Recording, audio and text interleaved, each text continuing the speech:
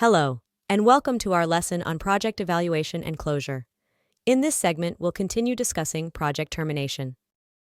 In the case of normal termination, the motivation is threefold. First, the thought of leading the initiation of a new project is much more exciting than doing cleanup work on the project that is nearing completion. Second, project participants are on the lookout for new project opportunities, recognizing that their current assignment is coming to an end. Third, many projects are delivered late, over budget, and with less scope than originally designed. In the case of pre-completion termination, the project team has to deal with the psychology of failure.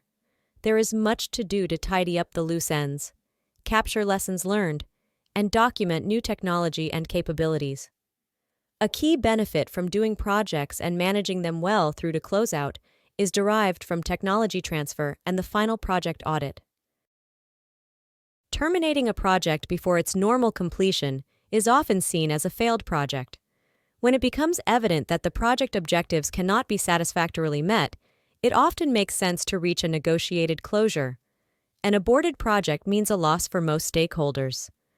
Everyone ends up with less than they had expected from the successfully completed project. At this point, the objective is to preserve as much of the planned gains for all involved, with some balance for all stakeholders. The general basis for early termination is that the project cannot meet the stated objectives, and to continue to pursue the objectives will do more damage than bringing the project to an immediate end. There can be a multitude of reasons for such actions. For example, product failed to achieve goal, drug development failed in testing, technology failed or became obsolete during project execution. As part of the normal set of project management practices, progress toward the objectives is regularly examined and evaluated. Early project termination is also part of the evaluation consideration. The project team needs to be prepared to ask, what if we ended the project now? Would most of the stakeholders be better off than if we tried to keep things going? The potential consideration of early termination is based on an examination of current and projected performance against the project objectives. If it is determined that any of the performance items will be significantly deficient, the project team analyzes the impact of the penalties or losses associated with terminating the project against those that are expected from trying to bring the project to its designed completion. Paramount in this analysis is an evaluation of the impact on the stakeholders' satisfaction. People need to be willing to accept a cut our losses decision. The acceptance can only be accomplished through the presentation of a revised business case that clearly demonstrates the newly evaluated factors. The process for early termination is essentially the same as for normal termination, with the following actions added. Evaluation ways to save the maximum benefits from the work already done. Evaluation of the potential to create a new, revised project from the remains of the current one. Negotiation of revised set of project financials based on what actually was accomplished or delivered. Identification of what went wrong that necessitated early termination and recording this as lessons learned.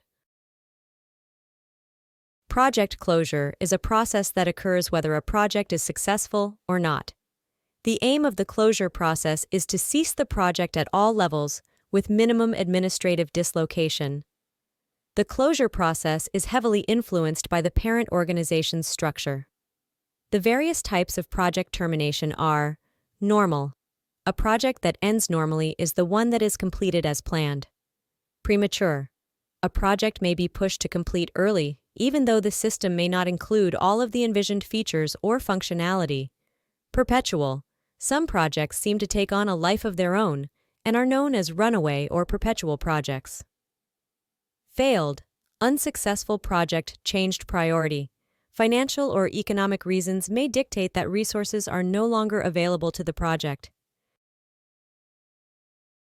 There are 5 chief modes of project termination. 1. Termination by decision occurs when it has successfully completed its scope that has been accepted by the client. It has failed. It has been superseded by external developments. It no longer has sufficient support from senior management. 2.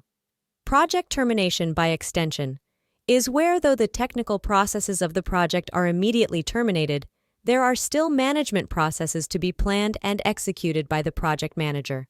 Project team members reassigned or released, project materials and equipment dispersed, preparation of final reports and reviews. 3.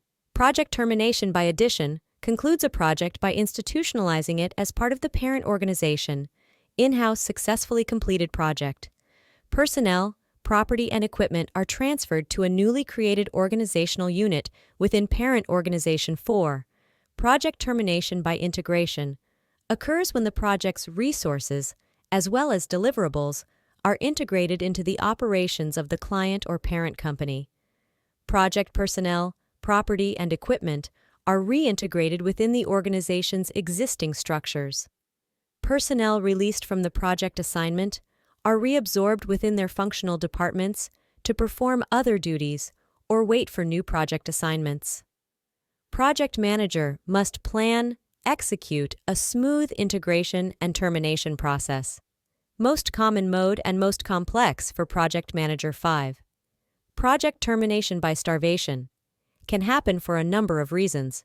There may be political reasons for keeping a project officially on the books, even though the organization does not intend it to succeed or anticipate it will ever be finished. The project may have a powerful sponsor who must be placated with the maintenance of his or her pet project. Due to budget cuts, an organization may keep a project in the files but reactivate it when the economic situation improves.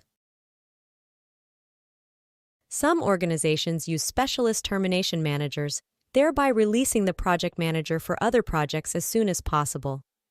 Termination is a long and complicated process. Like any other project life cycle, termination planning aims at increasing the project's probability of success. Once the management has approved cancellation, the following actions should be taken. Set project termination milestones. Establish termination phase, target costs, and budget allocation. Specify major milestone deliveries. Define organizational structure and workforce after termination. This is the end of this segment of our lesson. In the next segment, we will discuss project disposition. This course is presented to you by South Europe College. Thank you for listening, and see you on our next segment.